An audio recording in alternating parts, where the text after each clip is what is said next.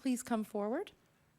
You will have up to 10 minutes for your presentation, followed by 20 minutes for questioning, with 8 minutes allotted to government, 8 minutes allotted to the official opposition, and 4 minutes allotted to the Green Party independent member. Please state your name for Hansard, and you may begin.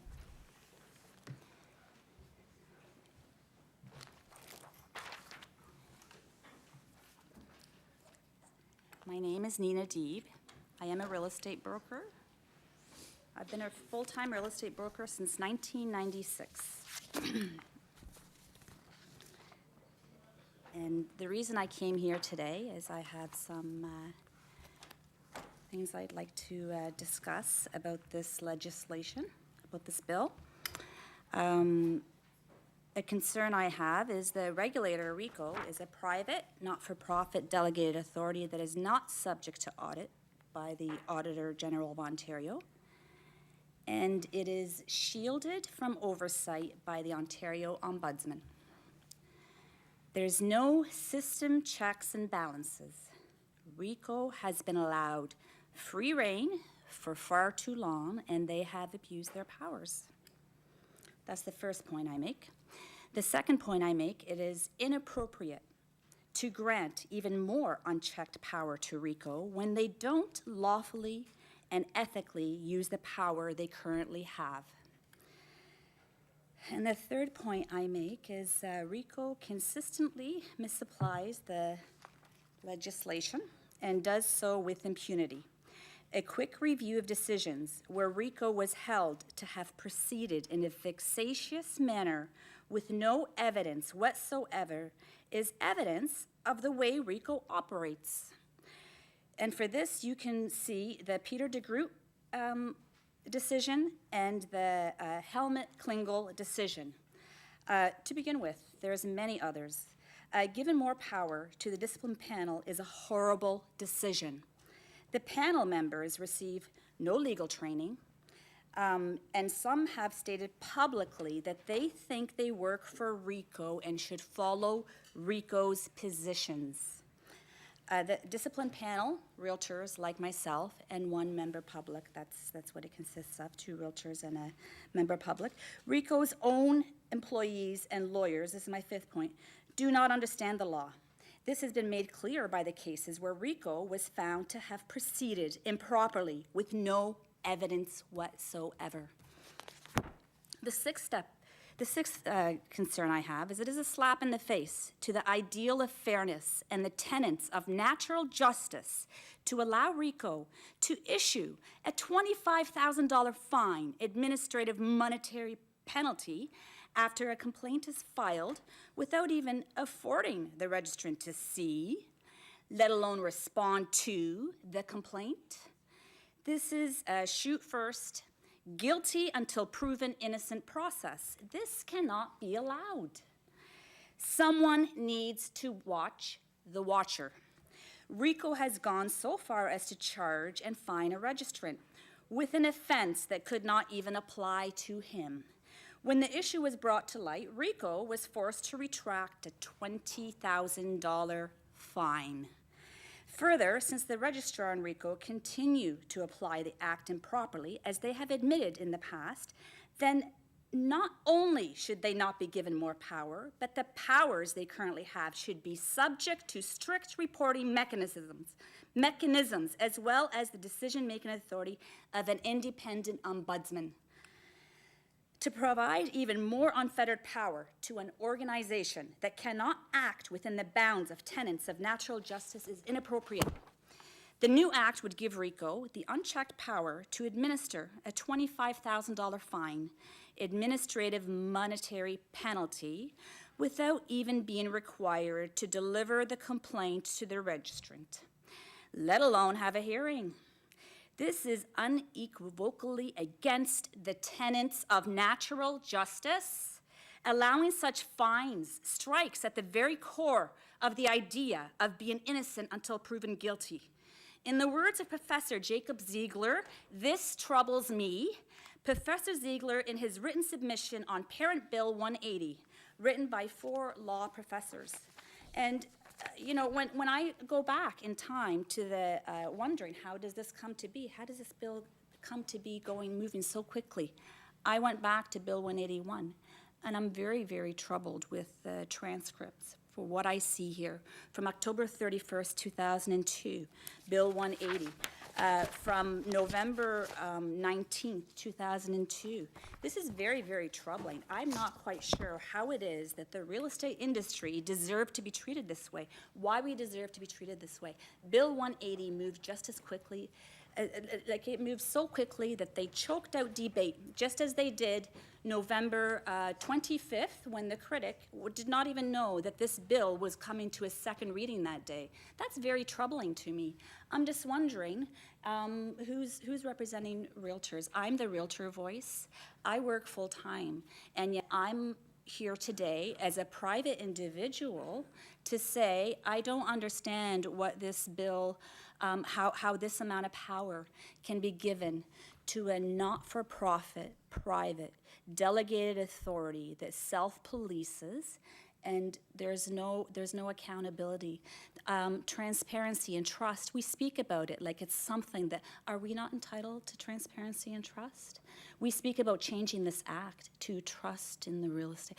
What about us? Can we trust as well? Can we trust? You know, when you look at how many bad apples there really are out there. I believe last year there was 23 convictions out of 86,283 of us. Like, that's 0.00267. It's a very, very low number. For the most part, most realtors are out there operating their businesses, working hard. What's proposed in this bill is unacceptable to me. I don't accept this. I don't think that it's acceptable to any industry. I'm not sure how it is that we deserved, maybe because we're generally commissioned salespeople that count on a REA to come here and be our voice. And you know, when I refer to these transcripts that I speak of, there's some very, very serious concerns about floor crossings and who's who, and multiple representations and conflicts of interest. There's some very, very serious problems with the way this bill has come this far this quickly. There's some very serious problems with the system when I get 7 days' notice to come here to say this is to plead my case like this. The fact that nobody even has the time or has bothered to go through the fine print. We're realtors, we go through the fine print. That's what we're supposed to do. But sometimes we're represented and we expect other people to do that, and that's a mistake. And I didn't make that mistake. I read the fine print, and I don't like it. I don't like it one bit. It really troubles me. This is very bothersome, very bothersome. I would like to quote something from the, okay, first of all, October 31st, 2002, from the Bill 180 transcript. So this combines 6 pieces, Bill 180 combines 6 pieces of consumer protection legislation and 3 sector-specific statutes, including my industry statute, the Real Estate and Business Brokers Act. This does nothing. There's nothing in this bill. But what's very, very concerning to me is Mr. McDonald actually said in the transcript, I know Mr. Hudak, who was very concerned that he had to put some teeth into this legislation. And I think we should stop and talk about enforcement for a moment. Those are tough penalties. That was in 2002. And then later on, it's Halloween night. You can't make opposition members here speak to an empty house. You know, the fact that Professor Ziegel, who was known then, the fact that he had to submit his, You have 1 minute left. almost like for free, he was willing to do this work, him and 3 other professors, and they were pretty much, they weren't spoken to. The experts were not, they had to come here on their own after they discovered that bill. And history repeated itself again. It repeated itself again. November 19th, this bill was forced through really, really quickly. One of the quotes from that is, the conclusion is the most undemocratic legislation in the Dominion of Canada. This is a strangulation motion, these motions that come forward to choke off debate, which is exactly what happened when the critic, the NDP critic, was not ready on November 25th. He didn't know it was being tabled. I have a problem with this. How can we debate when we don't have an option to submit anything to even the critic? I didn't have a chance to submit any information to the critic to be able to say, you know what, here's some issues from some people in the industry. It was too late. November 19th, and then 6 days later, second reading, November 25th.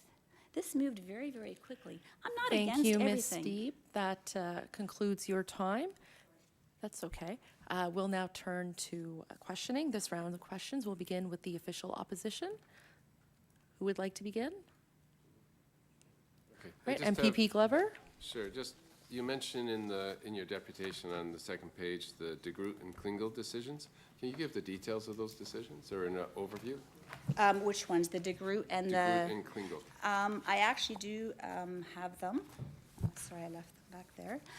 So De Groot was, so that's from, that file is from November 17th, 2010. And if I'd realized, I would have printed them and brought them with me. But the registrar, in reference to this, so here, with no evidence whatsoever, I'm sorry, I don't have it with me. But No. I do have it on my phone. Oh, okay. Oh, Okay, sorry. This is the wrong one.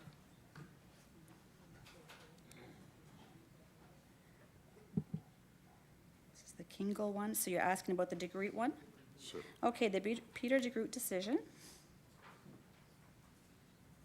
Okay, so that decision said, it's very long.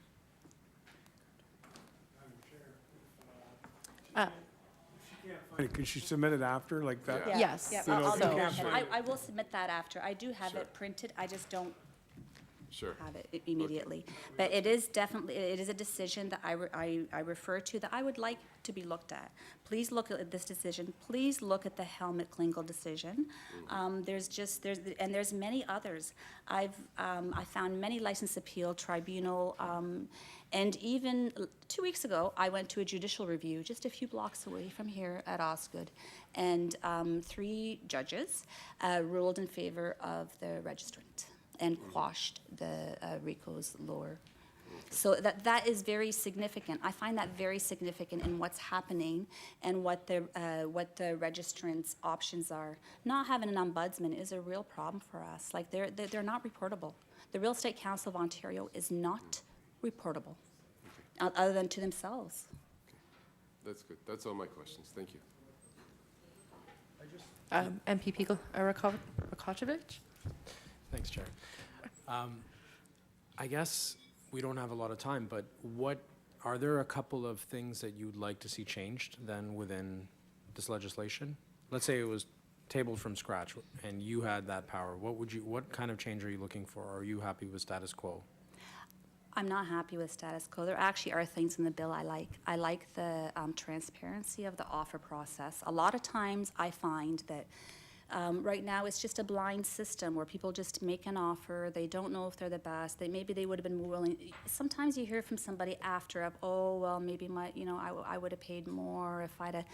The fact that you hear that from a buyer client when they're out there trying to buy over and over and over again in a tight market, it would be better for them to have the option, I think, to walk away at a certain point, to say, okay, I wasn't willing to pay that, and like for them to be some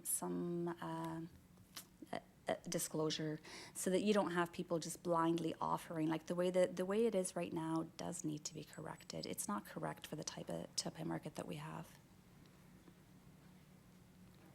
Okay.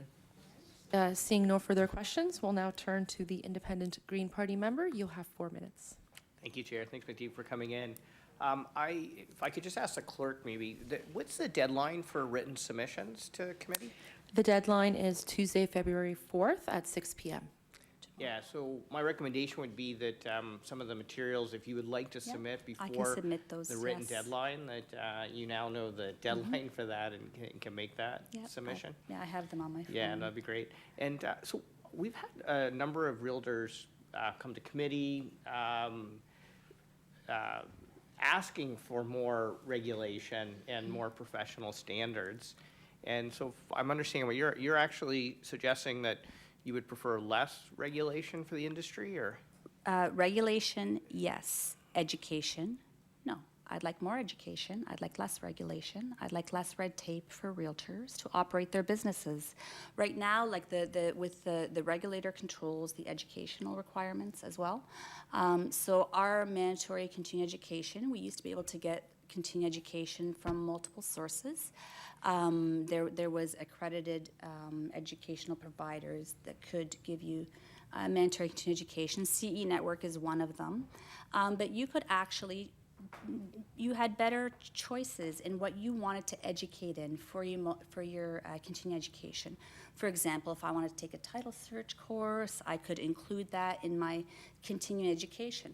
The current system is a click program that anyone can do. There is no pass system to it. It's just another system of the regulator. They actually really, I feel they reduced our education drastically when they took over the mandatory continuing education and only allowed themselves to be the delivery tool of the mandatory continuing education. So that's an issue I have. I'd like to get my education from someone other than my regulator. And the legislation right now, like REBA right now, the education is mandatory continuing education. It must be through RECO. I don't like that. I really don't. I should be able to educate myself in something within the industry relative to my business. If I want to take to the real estate business, if I want to take say a home inspection course, just to know a little bit more about the framework and the structures, and I should be able to explore different educational, other than just the regulator. The regulator shouldn't be the only educator approved. From a client perspective, could you see that a person either purchasing a home or selling a home, which is probably the most important investment most people are going to make in their life, would want to have strong professional standards and ensuring those standards are enforced properly to build trust among the public? You have 1 minute left. Again, I think that there needs to be trust, but I think the trust needs to be with all parties. Okay. We need to trust as well. Thank you for your time. I'm done. Thank you, MPP Schreiner. We'll now turn to the government side, and we'll begin with MPP Sabawi. Thank you very much for your submission. I really can see the passion in your speech. And I have actually multiple questions for you. One of them is the first question. You said in your testimony that there's no overseeing, there's no control over what RECO actions, there's no regulation over what they rule out. And then in the later part of your submission, you said that the court, 3 judges, reverted something, like the case got reverted, and they disagree with the RECO decisions. They revoke it, right? Mm-hmm. Is that correct? I understand correctly? Yep. So there is an oversight. Oh, no, so that went to judicial review. Yeah. That left the RECO tribunal, and that went to judicial review. So the registrant applied for judicial review of the decision of the tribunal. So my question is, there is a way or appeal route to the decisions from RECO? So it's not like totally absolute power? Okay, so I'm going to just explain.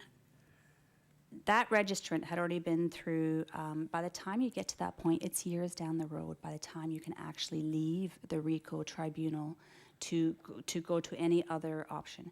Like to go to, it gets dragged out for years. It gets dragged out for years. A complaint can get dragged out for years. And with with what this bill is imposing, now you don't even need a complaint. You can just go on anything. Just he said, she said, or nobody said at all. I just want to investigate you because I don't like whatever it is that I don't like. This isn't it's almost like a witch hunt. I don't agree with these changes. This is too much power. Too much power. It should have been debated and looked at a lot closer than this. I feel that it's been pushed through way too quickly. And I'm very disappointed that Bill 180, its parent, was also pushed through just the same way, the exact same way. Very disappointing.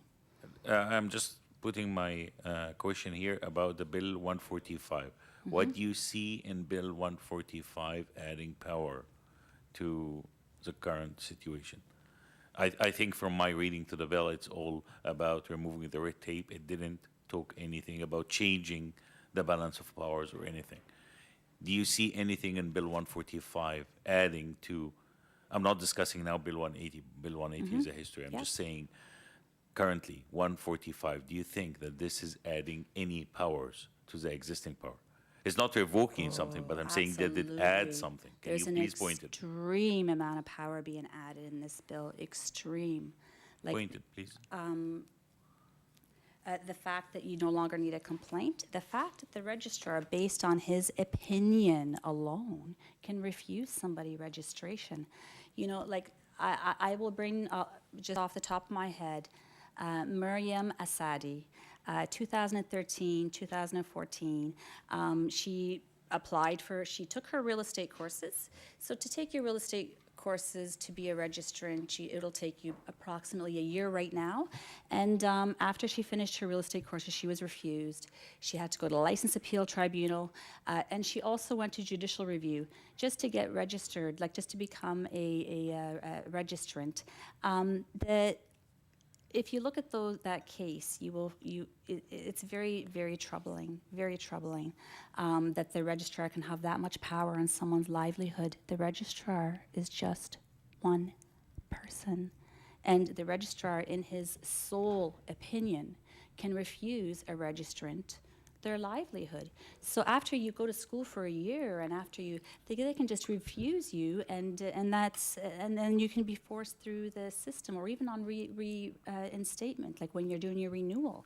It's not set up. It's not fair. It's not Okay. fair the way it's set up. Because I have one more question for you, but before I say that, I need to maybe for the record state that this is the case with all the professionals, like the registrar of the College of Physicians, the registrar of the College of Pharmacists, the registrar of the lawyers, College of any of the colleges have the exact same power. In his sole option, in the registrar's sole option. I'm kind of sure that he have the right. That's too much power for any one person Yeah, to but have. I'm just saying that, I'm just stating that for the record. The second question I have for you, you mentioned something about pushing the bill faster than expected or faster than usual.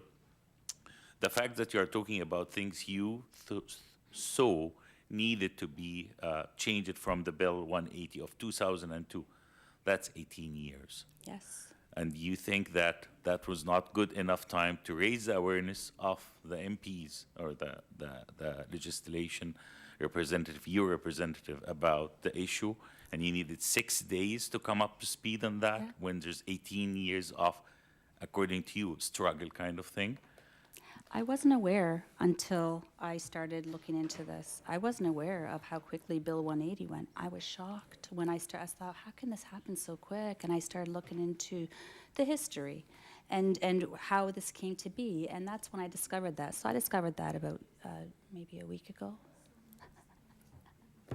So I Thank would you. have complained if I'd known. Well, like, no comment on that, thank you. Thank you, MPP Sabawi. We'll now turn to MPPY. I know you had a few questions. Yeah, thank you, Madam Chair, and thank you very much, Ms. State, for coming over and make this presentation this morning. I know time is tight, that you still make this effort, and with your passion, I agree with MPP Sabawi that we can see it, we can tell it from what you was just saying, and we want to say that this is why we have been putting and revisiting this bill very quickly, because there had been a lot of things that should have done for the last 15 years has not been addressed. And I agree with you that we're working on a lot of things as well.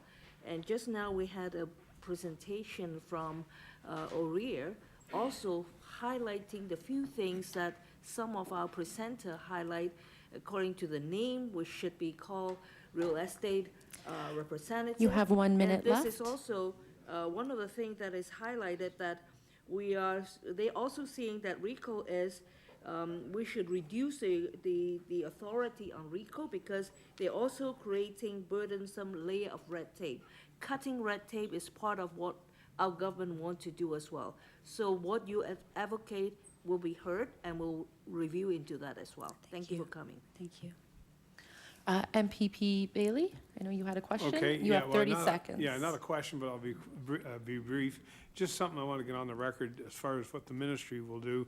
We review and assess RECO's annual reports, business plans, and audited financial statements. We will appoint a minority of the director to RECO's board of directors, orders, legislative, regulatory, or operational views as necessary, and we also retain control over the legislation and regulations. So I want to get that on the record, that there is oversight by the administrative authority appointed through the ministry. Thank you very much, and that's right on time. That concludes our business today. Thank you for your presentation. You may step down.